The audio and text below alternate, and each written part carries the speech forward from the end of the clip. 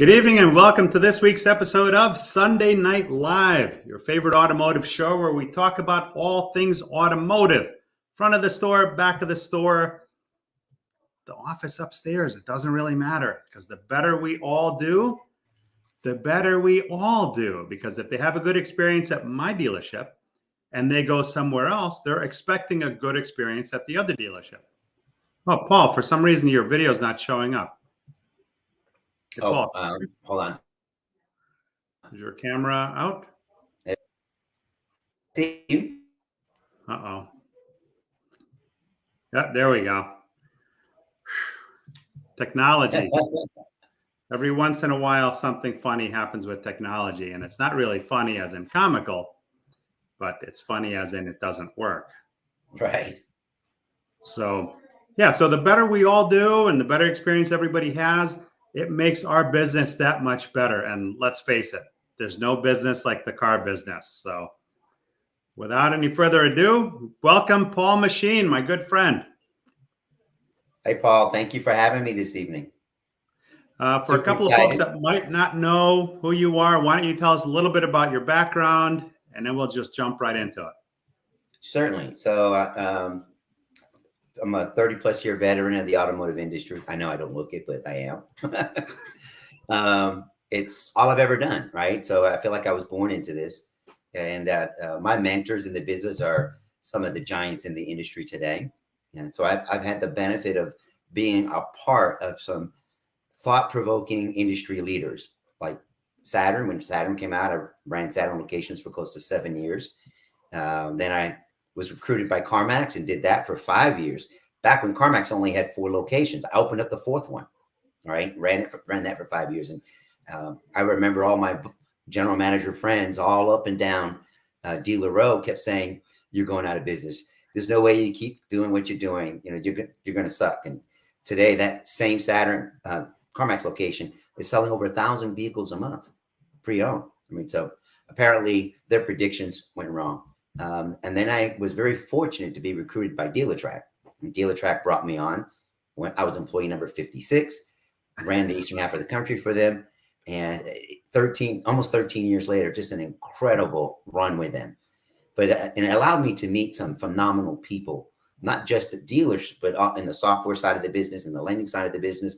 It took off my blinders, so to speak. It took me out of my little kingdom in my dealership and exposed me to a whole world that I didn't know was really out there because I was operating this way. And I believe most of us do. And then my really good friend, Jared Kalfas, came knocking on my door and said, I've got an opportunity for you with Black Book because I'm able to take complicated data and I can translate it. And I have an expression. I can take that data and translate it into dealer ease for dealers to understand and software companies to actually optimize their technology they're creating. And then that's what I've been doing here for the last couple of years and just having a blast.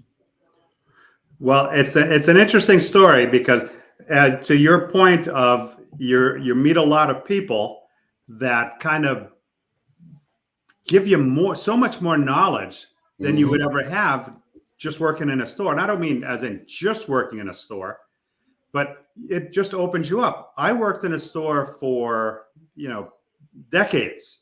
And I got recruited to the outside world, and it's such a totally different world. It's one thing to be in a store and have people come to you. It's another thing to have to go out and hunt for your food, so to speak. Right. So you have to learn. You have to learn so much. And there are so many great people out there, that you learn this information from. That's right. Because you can't just walk into a store. You've got to do all the research. That is 100% right. And with the technology the way it is today, you could do it on the fly. Yeah. It's really easy. Yeah. I mean, I've gone so many times, work in the field. You pull into the parking lot, you pull up your phone, you do your research. There's so much you could find out about the social presence, about the inventory, about, what choices are being made, what's good, what's not good. It doesn't take long. And then when you walk into a store, you put all that together, and within 5 minutes, you could tell exactly what this store is all about, whether it's the Right. front end of the store or the service department. So it's interesting stuff. But the other day when you and I were talking, you brought up this point, and I was sitting there and I was blown away because I'm scratching my head. Nobody, and I do mean nobody, is talking about this, but there's some things that could potentially unfold that might not be so favorable, right? We've enjoyed a year and a half of, supply and demand. Right. God bless the dealerships for making the money, right? How many years of having to net cars, go into one or two holdbacks. Right. Now it's done a complete flip flop. So I think that's great. Look, a dealership needs to be able to survive financially. Right. And this has done some great things for us. But when you said to me, there are parking lots full of brand new 2020s, brand new 2021s, and depending on when the 23s come out, potentially brand new 2022s. What happens in that case? Oh, it's so the topic came up at NADA, and by the way, I did try to see you at NADA. When I went to where you were, they said you had gone to go see someone else, and that happened a lot at NADA. I was going to other people's booth to visit with them, and they'd come into mine, so we crossed paths. But it was from NADA. The engagement that I had at NADA was phenomenal. I felt like the dealer body that I spoke to was highly interested in being proactive this time.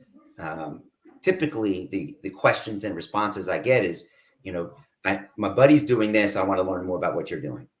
Yeah. Now it was, I want to know how I can better prepare and plan for what's coming next, because they know this is not going to last forever, right? Right. I have some slides I can share with the team and we can discuss at the same time. Is that all right? Yeah, that works fine. Share it, and then as soon as you share it in the queue, then I'll be able to bring it up on the big screen here. Do you have it? Yep, got it. Perfect. So my takeaway from it was almost universal. All the questions the questions I was asked were very similar. Different ways they asked it, but it's always very similar. So, are many dealers operating with blinders? And I came to realize that many of the dealers I spoke with at NADA, they all asked these similar questions.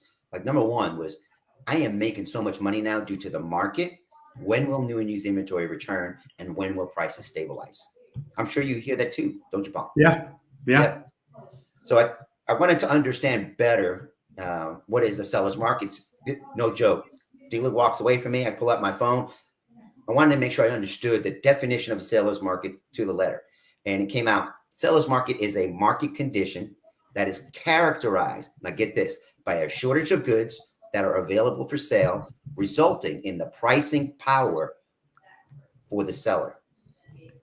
And it made me really think about, okay, what was in that definition that I just read that describes that this seller's market is because of the genius of our innovators and thought leaders like Brian Kramer and his crew at Germain Toyota, or Brian Benstock and his crew at Paragon Auto Group, or Rudy Tremino and his crew of El Patron Auto Group, and many, many, many others, right? Yeah.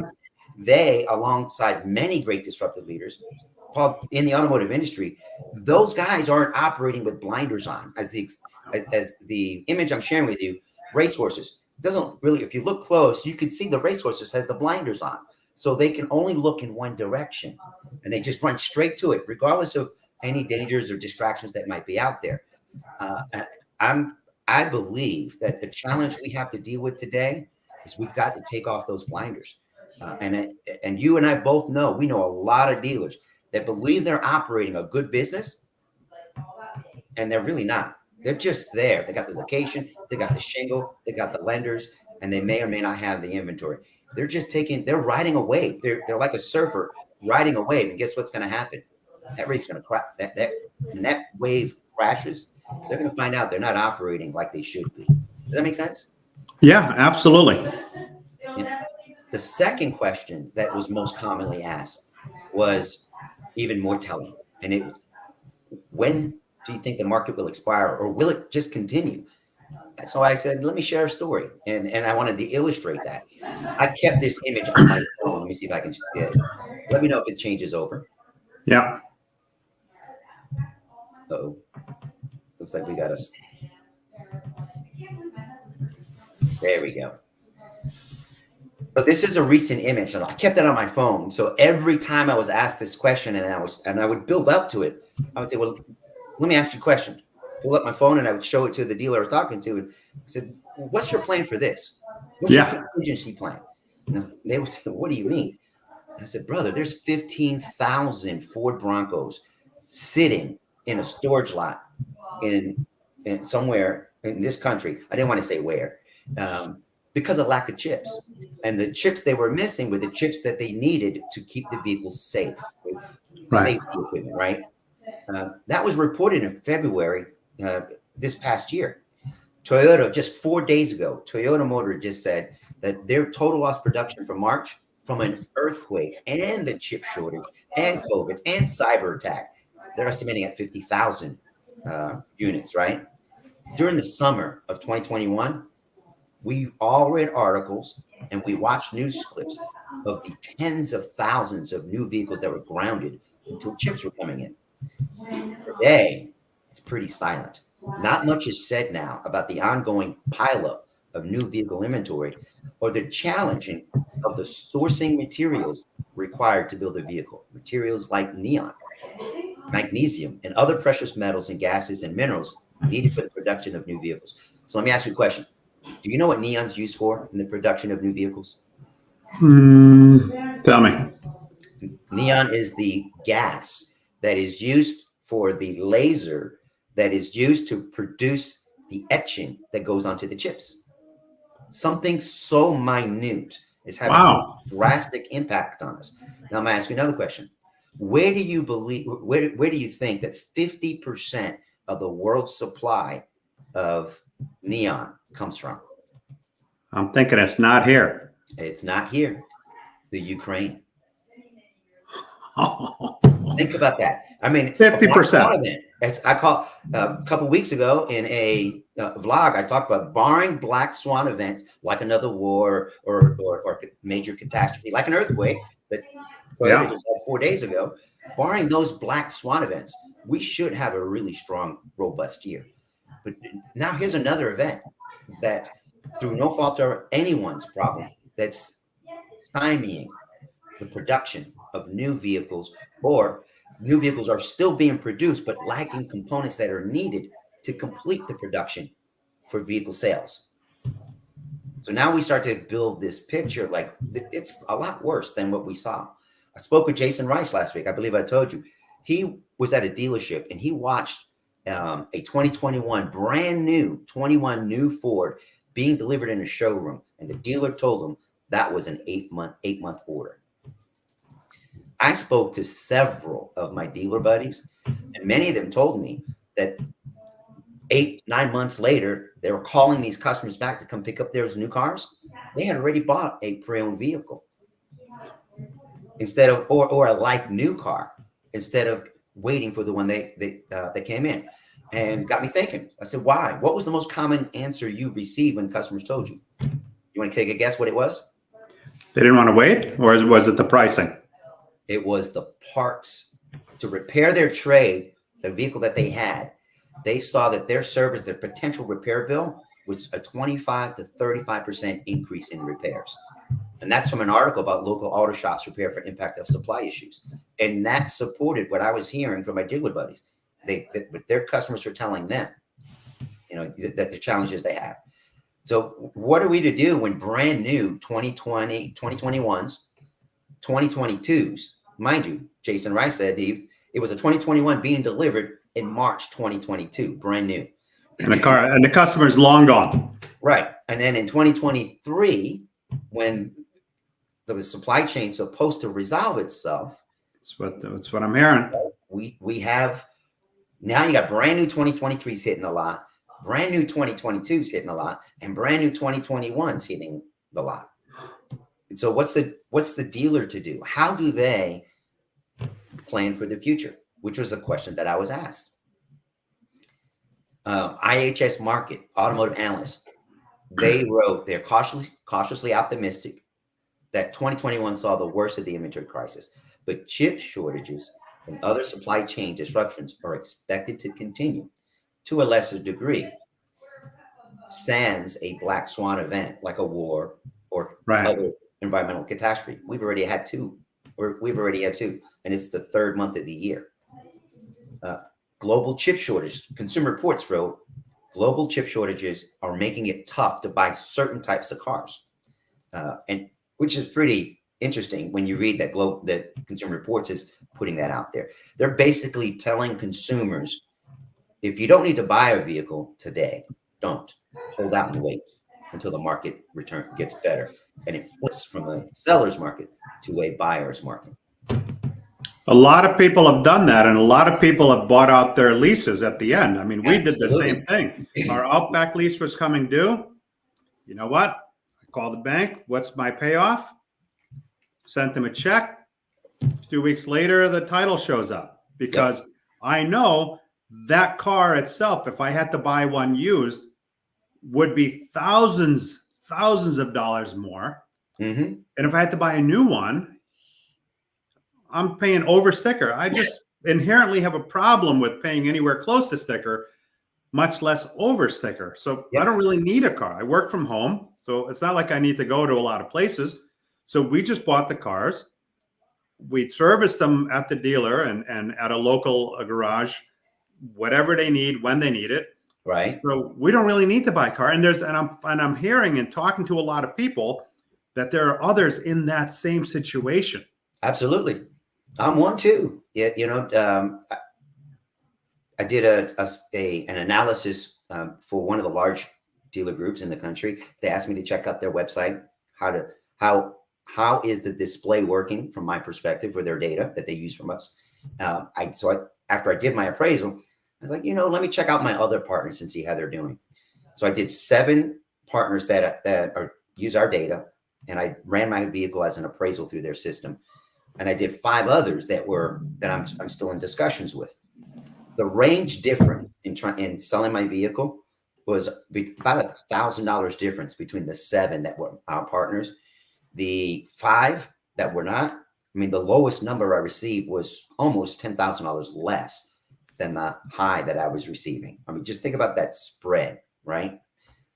Last month, I got a phone call from a general manager at a store in Tennessee. He said, "I need your vehicle. I know you just did this test for us, but I really do need your car. I'm willing to write you a check right now." And it's up to 24/5. Paul, I bought my 2014 BMW. It was 435i. I drove it for 2 years, put 45,000 more miles on it, and the guy wrote me a check for $9,000 more than I paid for it. I had to sell it. I couldn't say no, so I sold it. We're a one household, one car family right now because I'm not buying a car in this market. Right. You capitalized on the opportunity for selling yours. Right. But there was no need for you to have to go out and spend the money, and a lot of other people aren't like that. Yeah. You know what? I just realized there are a bunch of comments that I didn't get to because I had a couple of issues with the screen here. Starting off with Andy Papenhagen. I'm really looking forward to tonight's show. Great topic that will soon be an issue. No joke. Yep. Mike B. So excited. And Timothy Wilton. Good evening, Paul ×2. Vernon Davis. Good evening, everyone. Michael Weldon from the West Coast. Hello from the West Coast. And our good buddy, Ty Thompson. Paul Machin is a prophet. Just don't grow a really long beard and start wearing a robe. All right. I'm just saying. Get long, white flowing hair.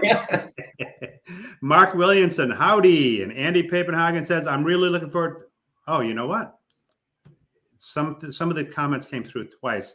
Jerry Davis, good evening, everyone. Sorry I'm late. Kenny D. Paul Meijer, you look great and lighter, sir. Savor the flavor and the awesomeness in you. And Paul #2 for sharing your delectable thoughts with us tonight. And Orlando Spencer, hey, Paul Meijer, with you. Jared Kalfas, how are you, Jared? Evening, ladies and gentlemen. and Mike Buchanan, the one and only Jared Kalfas. Evening, sir.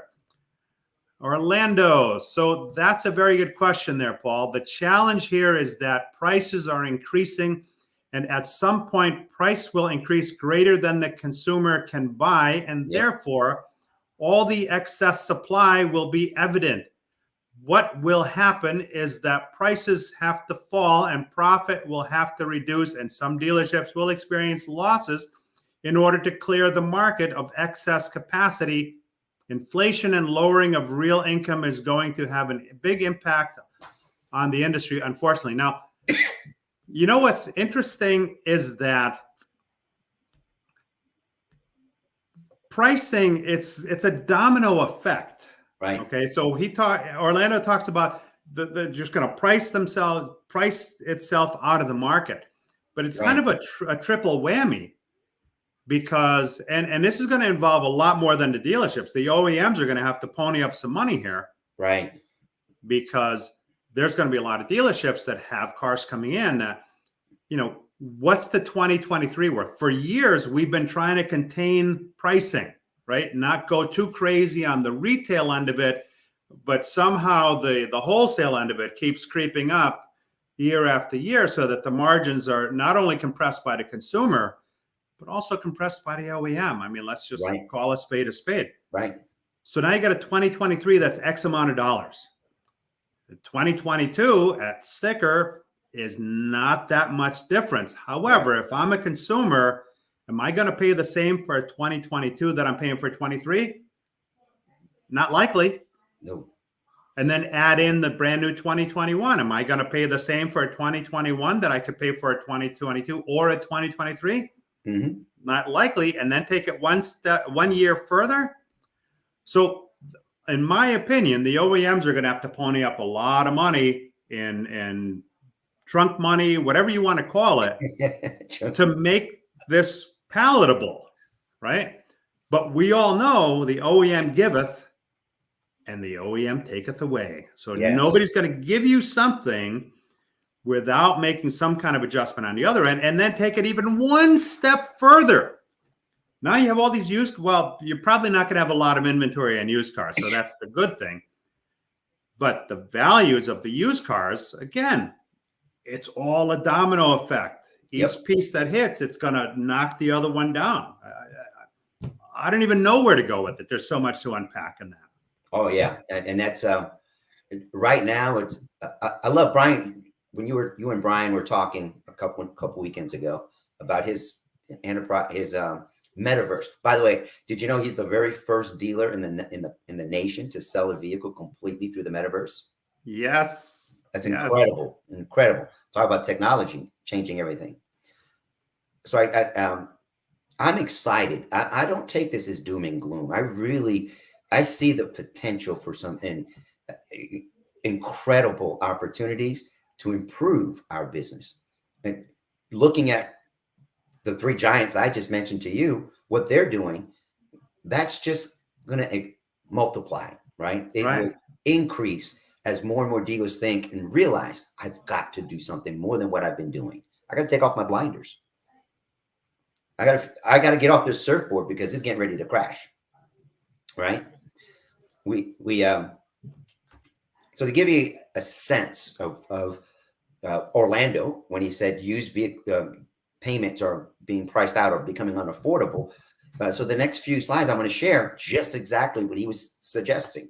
So what you see here, this is other party. All right. So this is from Cox Automotive and from the Washington Post. So I'll put these two together to kind of give you some insights. So you have more than just me saying this. And you can see that the average price before pre-pandemic was below 20 grand. For this exact same year, make, model, and mileage vehicle today, at the end of the year, was just under 27,000 by the end of 2021. Now, take a look at the used car available supply. I've been tooting this horn about the oncoming threat of lower used vehicles. And what dealers need to do is top three, right? Is 100% service appraisal of every service RO. And you cannot do it by yourself as a dealer. You need a partner to help you to do that. There's no other way to accomplish it. You need people, unless you're willing to increase your staff to do that, or find those partners. Number two, create a We Buy Cars portal. Whether you brand it on your dealership website or you create your own boutique website so you can operate like Vroom or Carvana or CarMax. Yeah. You got to create a We Buy Cars portal, regardless if you're willing to buy a car from me, John Q Dealer, right? I just want to write a check and buy your car. Number three, train every single employee in your dealership, from the comptroller to your receptionist to your parts counter clerk to your detail person, to use your technology that you've developed to buy cars. So wherever your employee is, at the movies, out to dinner, family functions, talking to a neighbor, and neighbor says, you know what, I'm interested in wondering what my car's worth. Great, let me show you. I want to write you a check. I want to buy your car now. Right? Yeah. Those are the top three things that those dealers should be doing to offset the fact that right now, you see, we started 3 million vehicles in inventory pre-pandemic. We actually finished the year. You want to guess how low our inventory level is for used retail listings? We'll talk about it again too. 16%. We started the year with 16% fewer used vehicles available for sale than we started the year with. Now, Orlando brought up a great point. How affordable is the inventory today, right? There we go. There. Am I at the right screen? Nope, that's the wrong one. So take a look at this. This was information put out by Equifax. On the left side of the screen is the credit score, and then the average loan amount of those credit score customers, what they financed, the listing price band by loan amount. So what I had to do is kind of figure out what the average national tax rate was, what the tag, title, and fees would be average, and what would the average doc fee. It was an educated guess. Don't hold me accountable to this. What I cannot tell you that the average loan amount there, does it include what was the down payment? Right. Or equity or negative equity. How much was added to the loan for service plan, gap, and all the other products that can be sold in F&I. I wanted to take a look at by Beacon score, based on on Equifax's research and the loan amount. What was the available used vehicle inventory in the country? This was done the second week of February. I think the second week of February. And you can see the bread and butter cars where dealers really make the most money. The prime credit is 661 to 780, and near prime is 601 to 660. Now, let me bring your focus to that 660. Pre-pandemic, you were considered prime credit at 650. You see how they moved it up 11 points? Yeah. If you did nothing and maintained your same patterns of behavior for paying your bills, utilizing your credit and whatnot, you just dropped to what's called a near prime credit category when you were being treated as a prime credit category.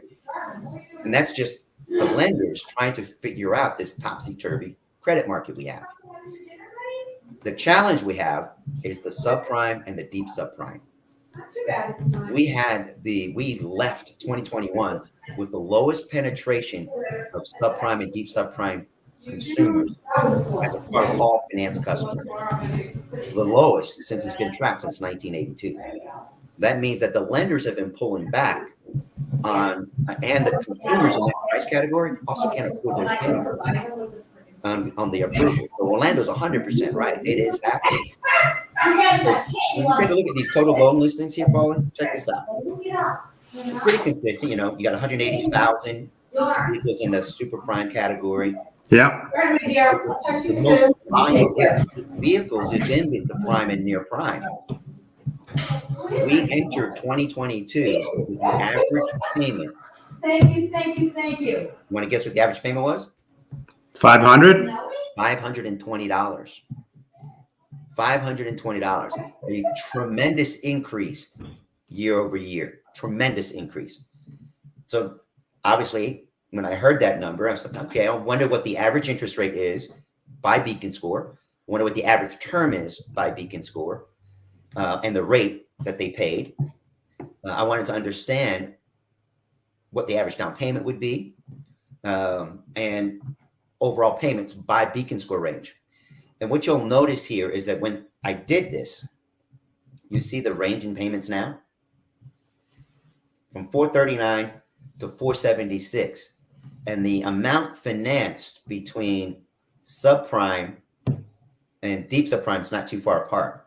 But between super prime consumers, the amount financed is 25.9 versus prime and near prime consumers, 27 and 26. So as I said, the bread and butter customer is that prime and near prime. And then the challenge now, to Orlando's question, is how long can we continue to afford that normal payment? Financing. Look at that interest rate, 9.77%, and they financed the car for 67 months on average. What did we just go through what did the Fed just recently do to our interest rates? They went up. Yeah. Not a quarter of a point like they said. They went up a half a point. The mortgage loan industry is reeling from that increase. They went from an average of 2.5% to today at 5%, 30 days later. What do you think that does to a mortgage payment? Oh, it's huge. Tremendous. And that trickles over into what they can spend on a car payment. Absolutely. So we have to look at all these factors. Remember I said, got to take off the blinders. Yeah. We have to look at all of these points of impact so we can get creative. Instead of thinking outside of the box, throw the box away. Throw it away. Got to start anew. But here's the beauty of the car business is that we're resilient, right? Oh my God. It's an incredible industry. We'll figure it out. But we're going to have to figure some shit out like quick. Yep. Because when they're talking about the chip shortage being over soon, quote unquote. No, I don't see it happening anytime soon. We're going to have to get really creative. And like I said, the OEM is going to have to get involved. I want to get to a couple more comments. Vernon David says, oh, wow, who knew Putin was in the auto business and had the insight of capturing 50% of the neon being produced? Yeah, no joke, right? Who knew? Orlando says, I do believe the problem in the market space is a supply problem, the kind of supply problem that in the market during COVID due to chip shortages and supply chain problems is a little different than the supply problem today.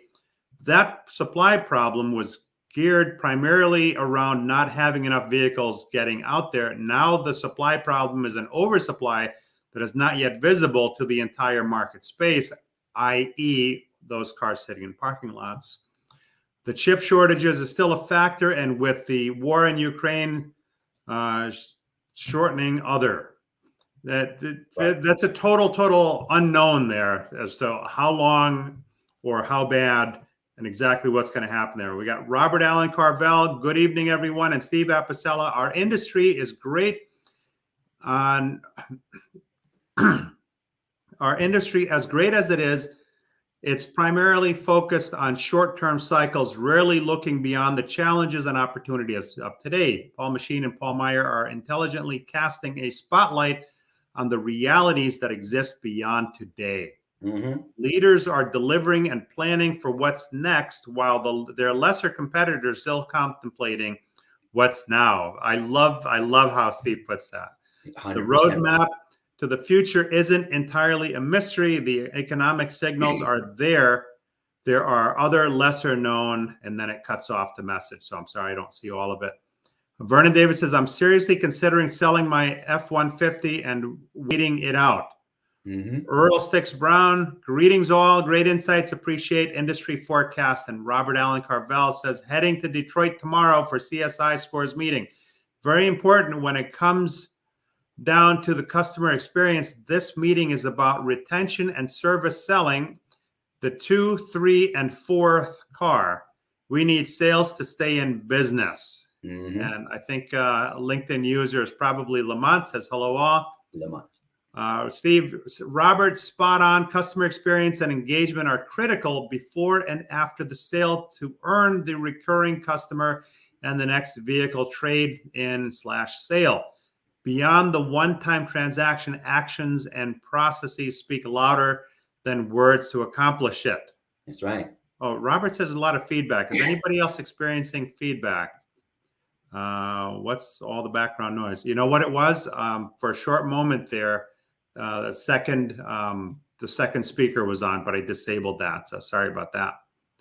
Orlando says, I believe that if you take a look at the supply of vehicles as it relates to the increased requirements, we might find that requirements increase when the supply fall as the demand increases, which pushes up the requirements to be higher to compensate for the lower supply during that time as it relates to the demand. Right. So yeah, it's No, they're all on point. And you know yeah. what's interesting about that?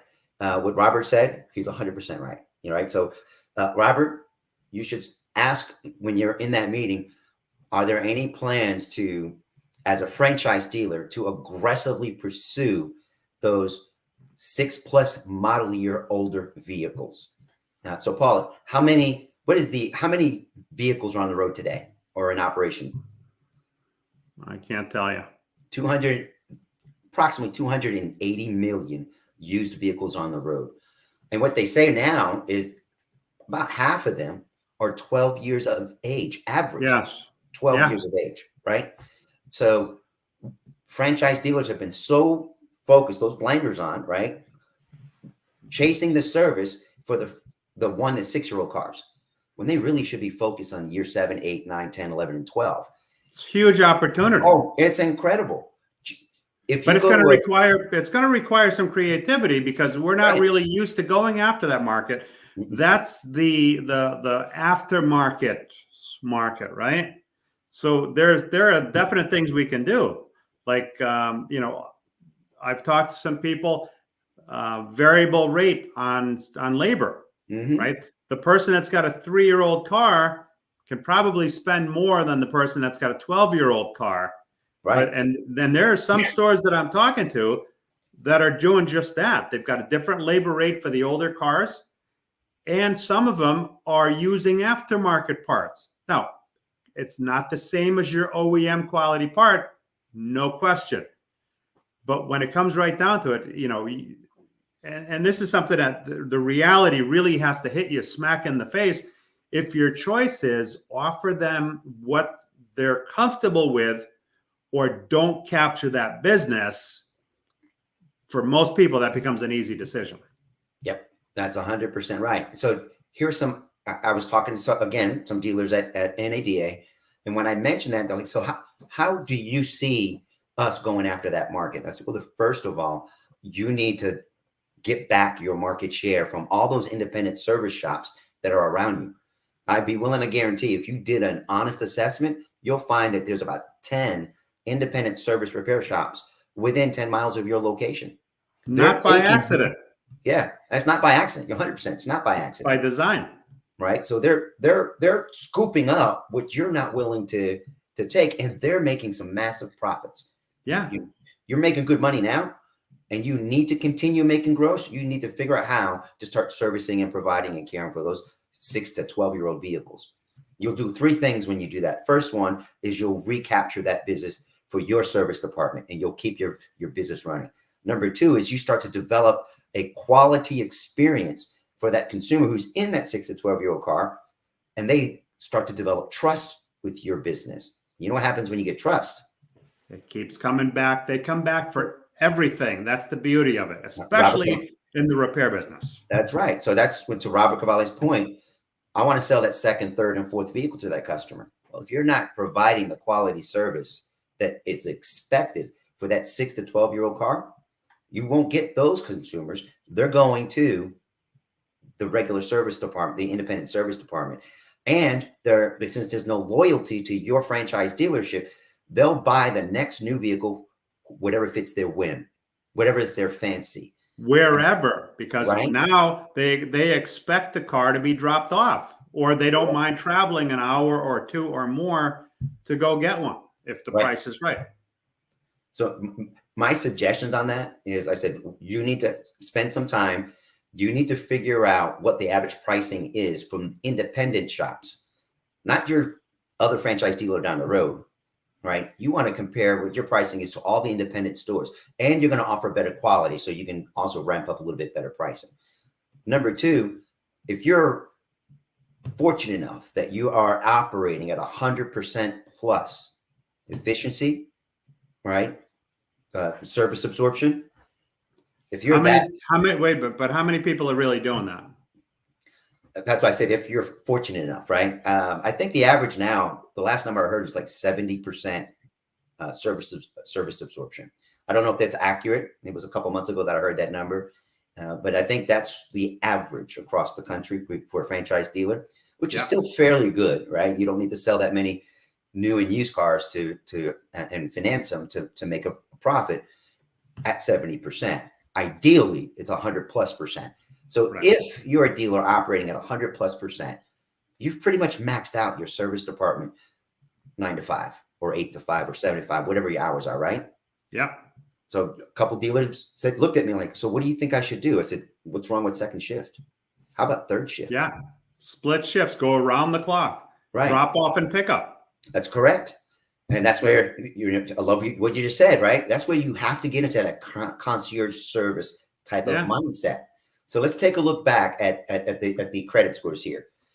The likelihood of a near prime, subprime, deep subprime, or even a prime consumer to own a 6 to 12-year-old vehicle because of affordability, right? They got one car payment, the other, that 6 to 12 hopefully is paid, and they want to keep that one running. Right.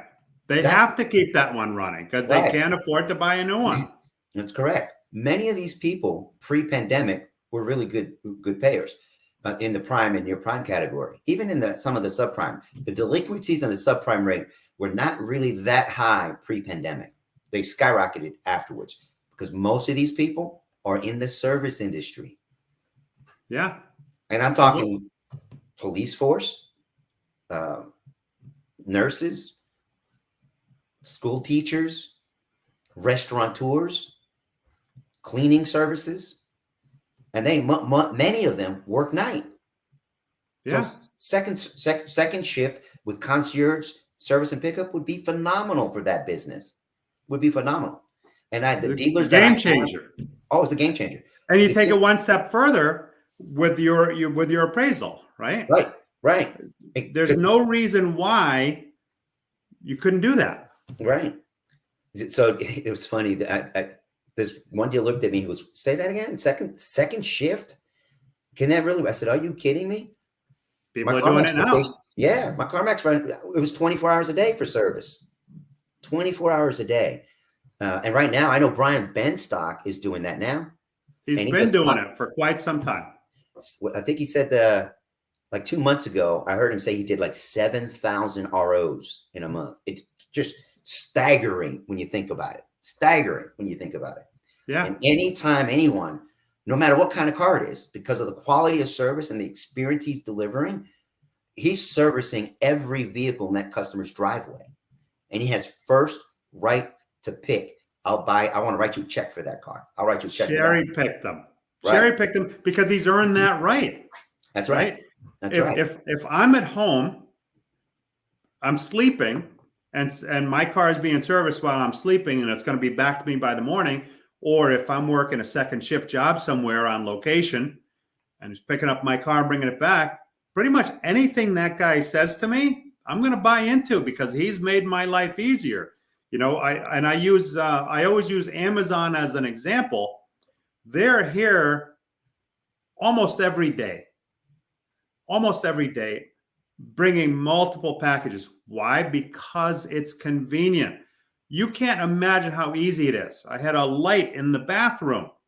The cover, something happened with the cover dropped down. So I did a simple search for bathroom vent light cover. Well, guess what came up? The exact same light that fell off of the ceiling with dimensions. I measured it. Mm-hmm. It's the same thing. Swipe, it'll be here tomorrow. So he's earned that right. And other dealers that employ that type of customer service will also earn that right to buy that car or to service that car for everything that it needs. Yeah, and we'll highlight the need to really to consider buying from alternative sources here in a few slides. I want to finish this slide to what I was asking dealers: how are you expanding your lenders that you do business with for your customers? How much more aggressive do they need to be? Because right now they're not being aggressive in the deep subprime and subprime, and even in the lower score categories. Because 9.77%, that's pretty high for a 650 Beacon. Yeah. Who's, if you think about that, especially when they were considered prime pre-pandemic, they were getting 4, 5, or 0% interest. Now they're not qualifying for that.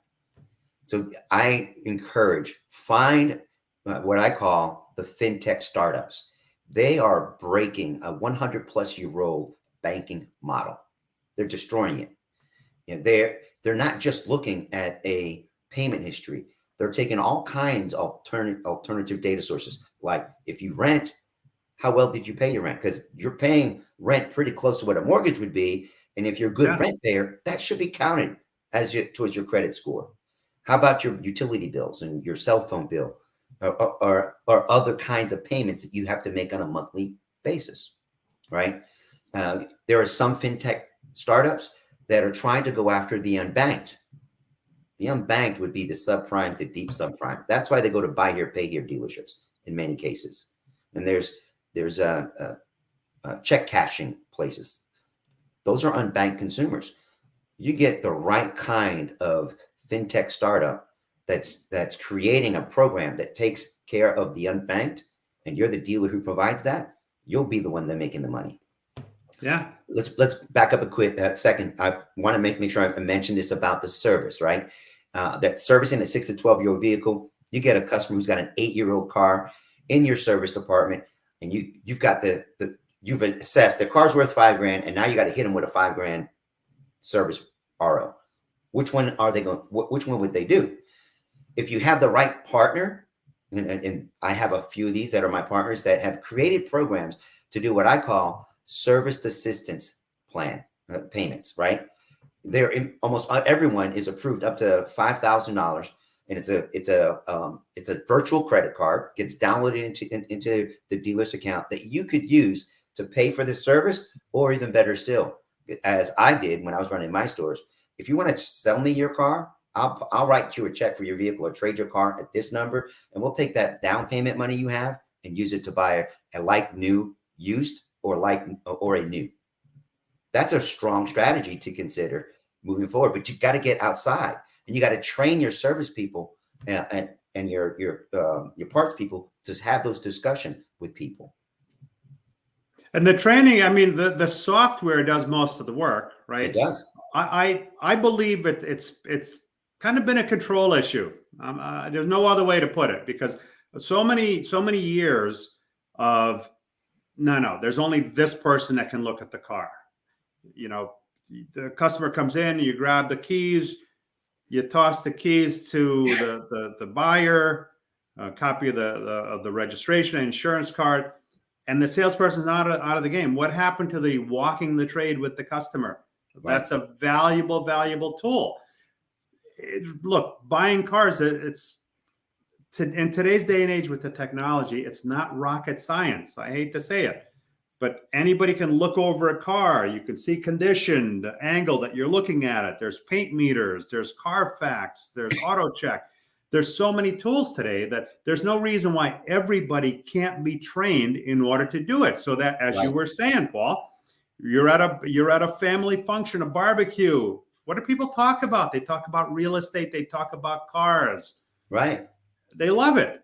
Mm-hmm. What more powerful than you being at this function or a networking event, whatever the case may be, that you have the technology, you have this app on your phone that has all of the tooling. You can input it. You could scan the VIN. That's right. Put it in there. You could take pictures of the car. Maybe you don't have to give them the numbers right on the spot, but guess what? Now you've got another lead that feeds into your platform.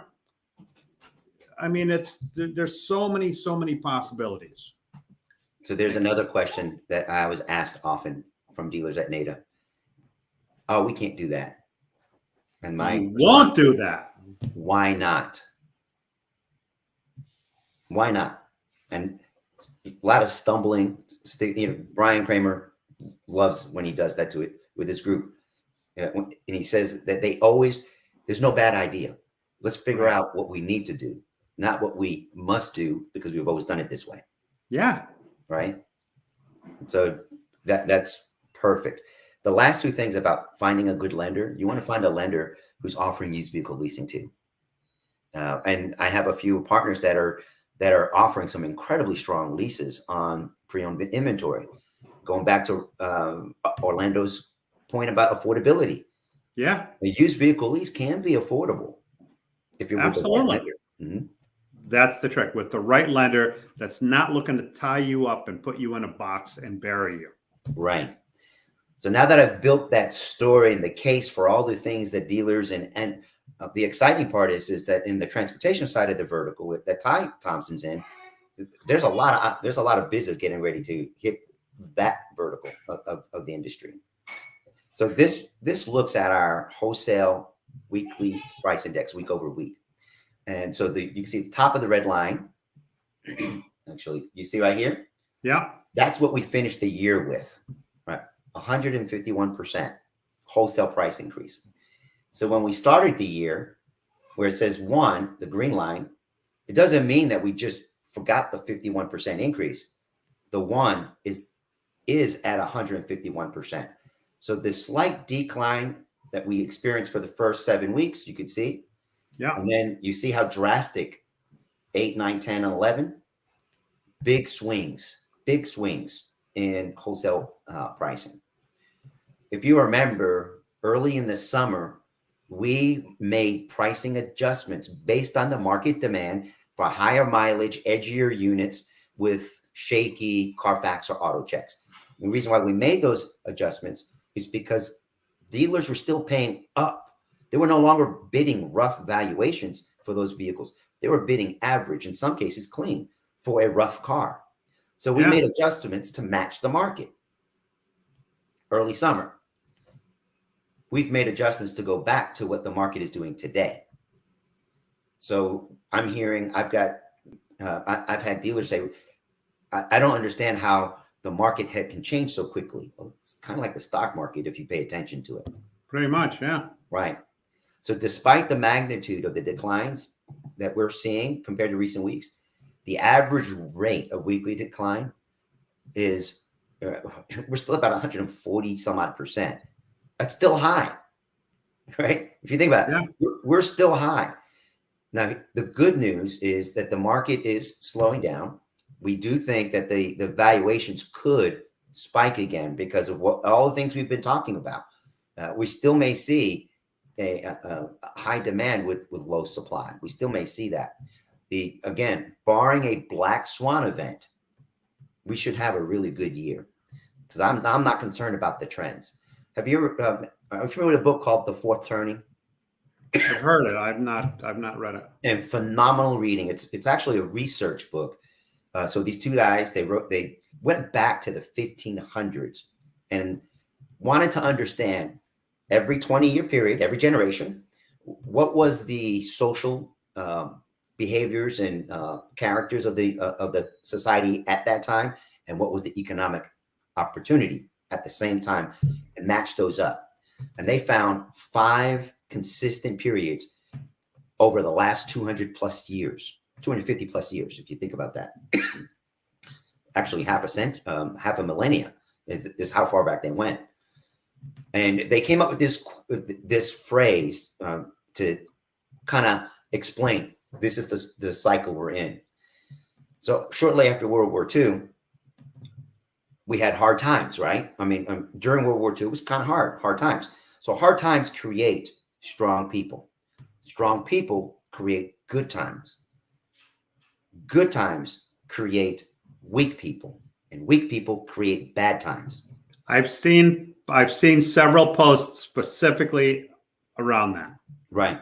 I believe that. So the fourth turning, the bad times, I believe we're coming out of that and migrating into incredibly robust good time period. And it was encouraging to me because I had my nephew this weekend, and he's 15. He's Uncle Paul, I'm really discouraged with some of the conversations I'm having with my generations, and so, I just don't know if they're going to make it. I said, you stay true and strong because you're going to be incredible, right? So the bad times that some people are going through are going to create strong people, and I think that's where we're at. That's why I'm excited about what's coming, what's going to happen. I want to get to a couple of comments. Ty says the prices are going up, up, up. Vernon Davis, coming from the aftermarket myself, I will admit that the 6-year-old and older vehicle was indeed our bread and butter. Same here, because I came from the aftermarket. And Vernon says mobile service is going to be invaluable very soon. Yep. And Ty Thompson says Ed Roberts, who's doing a bang-up job. He's expanding his fleet as we speak on mobile service. We had great conversations at NADA. Robert Allen Carvel says the absorption rate numbers are 75 to 85%. Okay, that's still pretty strong. Yes, I mean, that's a strong number from a lot of the conversations I've had over the years. Vernon Davis says, Ty Thompson, I work with Ford Mobile Service currently as a mobile service specialist. And Robert Allen Carvel, in Atlanta, Amazon will come to your house and change your oil. Average repair order, $269. I mean, that's crazy. Vernon Davis says, when you know, you know. He says, great show, gentlemen. But yeah, people say there's no money in oil changes. There is money in oil changes. And people hated for the longest time, they looked on recalls as something bad. No, recalls is something good. There's so much money to be made. Right. In those areas. That's right. That's 100% right. So we just finished talking about the wholesale price, how that's been dropping. The good news is that dealers are still have the benefit of the high retail price demand. So again, we ended the year at 136% price increase from January 21 through the end of the year. So we set and you can see the green line. It's pretty level. You see that? Hold on, I'll be right back. Yeah.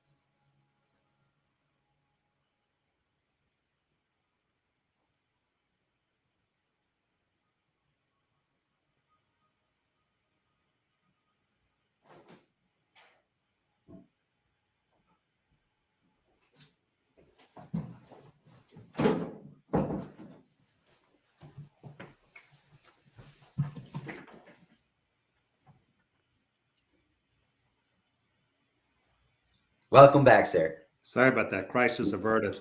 No worries. So the good news is that dealers are still asking a higher price, and they're buying the inventory for less money. So that's a good win for our dealer body today. Really good win. And the last thing I want to share is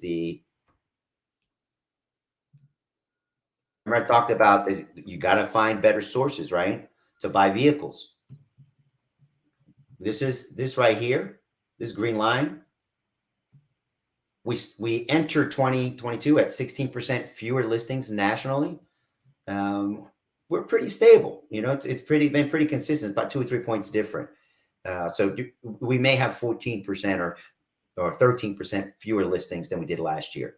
But could that get worse? It all depends on black swan events. I say if is a big word for only 2 letters. That's so true. Yeah. That's so true. But here's the great thing is that consumers know their cars are worth money. Mm-hmm. And dealers are not afraid to step up and pay the money for these cars because you need the inventory. Yep. So you got to get creative on how to get that. That's correct. The 2017 to 2021 models will still ring the bell that are good miles and with good vehicle histories. Those will bring the money still. And you have to remember that in 2020 and 2021, we did not have good used car years. We just didn't have it. And that's the used car factory. Right. Right. So I hope this was thought-provoking and inspiring. I don't want anyone to walk away thinking this is a doom and gloom. I see incredible opportunities to continue to grow our business and improve upon our operations. Listen, stuff always gets thrown at us in the car business, and we always resolve it. It's Right. just, I like to look at it with eyes wide open, Mm-hmm. knowing the perils that are out there, but also knowing that we're going to come up with ways to make the best of it. Mm-hmm. It's not all doom and gloom, but we at least need to be aware because literally nobody's talking about it. No, I'd love to see, to any of our haulers and like Ty driving around the country, if you come across those lots, get some pictures. We'd like to see it. I'd listened to an interview the other day, and they were talking like there's 50,000 vehicles sitting on a lot somewhere in Kentucky. 50,000. 50,000. And that's just one manufacturer. What was it? You said 15,000 Broncos in one lot? Think about it. When you think about how hot that car is, mm-hmm. and then to think there's 15,000 of them just sitting there collecting dust. That's right. And they're trying to get the chips in, and then they're shipping them out, but they're just sitting there. But to your point, by the time the customer's car comes in, that customer's already down the street driving somebody else's car. That's right. They make changes. I want to get to a couple of comments. Vernon says, great show, gentlemen. And the money is in the MPI. It has always been 100%. Timothy Wilson, good show, both Pauls. Ty Thompson, keep going, machine, with the fire emoji. Ty Thompson says, green line, and great show, gentlemen, much respect. Timothy Wilson, Paul and Ross Perot have a bit in common. LOL, let's look at the charts. Good job, Paul. He says, I have lots of pictures of empty lots. You know what? I've seen empty lots for a lot of months, but I'm not seeing as many empty lots anymore like I have before, at least in my area. But I understand there's still a lot of places in the country that there are. And Ty Thompson says that's only what we know of. Right. Because nobody's putting up a billboard out there that says, hey, we have X amount of cars sitting here collecting dust. Nobody. Right. That's right. You have to listen to what's being said, right? You really do, and read and understand. They have to produce the inventory to satisfy the need to produce. Right. The union said we need work. Let's build the cars, and if we can sell certain vehicles that we don't have a chip for non-safety issues, like cruise control, for instance, let's sell it. And give an IOU when the chips become available. We'll put it in there. We'll see how that works, right? Yeah, it's going to be an interesting time for us. Between the technology that's advancing at rapid pace, between the metaverse that we talked about last week, between now this total unknown of this flood of new cars that could hit the market within the next year and a half. I mean, it's like buckle up because this is going to be one hell of a ride. Yeah, I think dealers need to keep our eye on that potential and start tapering how they're buying used vehicles, because it's a trickle down effect. Oh yeah. Yeah. Oh, yeah. And they don't have to do it right now. I think they need to buy all they can buy right now. I think they need to start paying attention going into 2023. Right. Okay, how do I reduce my risk and start buying vehicles to offset the possibility of the huge incentives and discounts that I have to make to sell a 2021 and a 2022. And then the back end of that, where they'll get some assistance from the OEM, I'm sure, but what additional hoops are going to be announced that they've got to jump through? And there's already too many hoops now.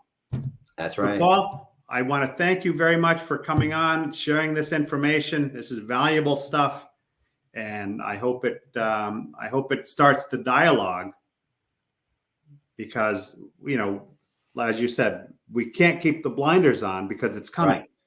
Right. It will soon be here. That's right. I've enjoyed it, sir. Thank you. Thank you guys for tuning in, guys, gals. Have a great rest of your night, and safe, successful next week. And we'll see you next week on Sunday Night Live. Namaste.